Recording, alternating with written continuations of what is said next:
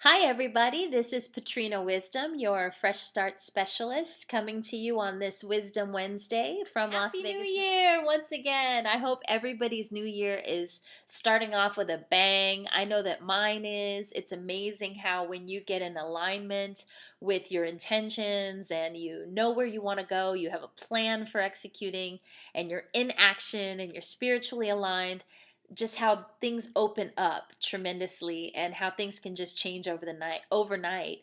So I am extremely excited right now and have so many projects, exciting projects that I'm going to tell you about a little bit later. But first, we're going to go ahead and jump into our Wisdom Wednesdays awakening tips for today. And today we're going to talk about awakening courage.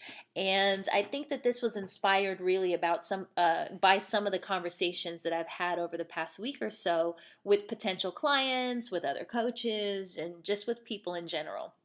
So, awakening courage. The first step to awakening courage is actually to what is it? To push through fear storms. Technical difficulties.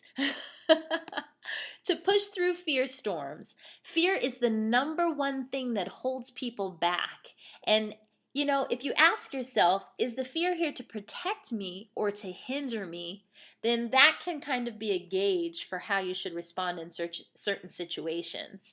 Because some of the best things that have ever happened in our lives, if you really think about it, have happened after we pushed through some sort of a fear storm, right? So maybe a career change. You're in a position that you're not really happy in, you're not making enough money, you don't really want to go to that job every day. But then when an opportunity comes along to do something different, you want to do it, your desire is there, but there's some sort of a fear holding you back because you don't want to lose that comfort level or that security that that job that you may not even care about so much provides to you. Same thing in relationships. We go through our lives as single people looking for that special someone. We finally find that special someone, and the issue of marriage comes up, and all of a sudden we get really nervous and scared, and oh, well, I don't know, should I do this, right? Our self talk starts to go crazy. And if we allow it to, our fears can keep us from so many wonderful things in life. So it's really important, if we're going to awaken courage within ourselves and we're going to, try to be successful and push ourselves to do bigger, better things in life, that we learn how to push through those fear storms. Because a lot of times that fear is not protecting us. Now, there are some cases where we're walking down a dark alley and something inside of us says, don't go any further. But that's a different kind of a fear, and I think that we all know the difference. But then there's the fear that actually comes to stifle us or hinder us from doing something bigger and better because, well, nobody else has succeeded in doing it, at least no one in my circle. And, well, if they couldn't do it, well, how am I going to do it, right? So that's the self-talk that goes on. And so I just want to encourage you today to make it a point in 2013 to push through those fears and move on to do something that is maybe not in your norm, something that's outside of the box, something that people think that maybe you're not capable of doing. All right, so push through those fear storms. Wisdom Wednesday tip number 2 is get comfortable being uncomfortable. The relief comes once the decision is made. It comes with acceptance. So, any kind of a decision that you're in that you're feeling fearful about, we talked about the marriage thing, we talked about job decisions, any big decisions in your life, you're going to feel that fear and you're going to do it anyway, right? That's what pushing through the fear is. And it's so funny if you think back into your past situations and times when you've been in these situations, it's these times that are actually the most exciting. It's these times when your adrenaline is pumping and you just feel really, really alive, is when you're in that valley of decision and when you're feeling fear because you're at a point in your life where you're being presented an opportunity to grow, right? So whether or not we say yes to that growth is on us, but there's opportunities being presented to us daily to grow. And so we need to feel that fear, push through it anyway, and then always, if you think of it, always Anything that we've ever made a decision about that we maybe felt really apprehensive and fearful about always ends up being the right decision, right? So learn to trust yourself. Trust yourself. Trust that you know what's right for you and that you're going to make the right decision, because as soon as you decide, then that's when the acceptance happens and the relief comes. That's when we're able to exhale, right? The rest of the time, our bodies are tight and we're not sure what we want to do. But as soon as we decide what we want to do, somehow everything is all right. Okay? So, the third tip for today is be willing to make sacrifices. We must be willing to let go of old habits, old mindsets, old friends, old beliefs in order to move forward and realize success. Part of being willing to make sacrifices for some people might be not watching television or not hanging out with their friends. Part of sacrifice for me includes a lot of sacrificing sleep. I have 4 children and this personal development company with my coaching business and speaking, and I also have a nonprofit organization for suicide prevention and awareness.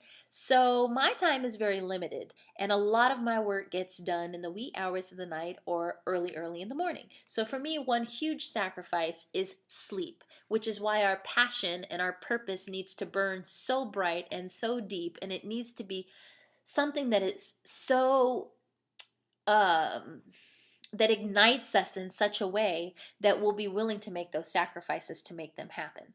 So be willing to make sacrifices. What are the things that you need to get rid of in your life? What are the beliefs that you need to get rid of in your life? What is the mindset that needs to shift? Is there some sort of a paradigm that needs to shift in your mind in order for you to be in a position to do the things you need to do to become the person that you wish to become?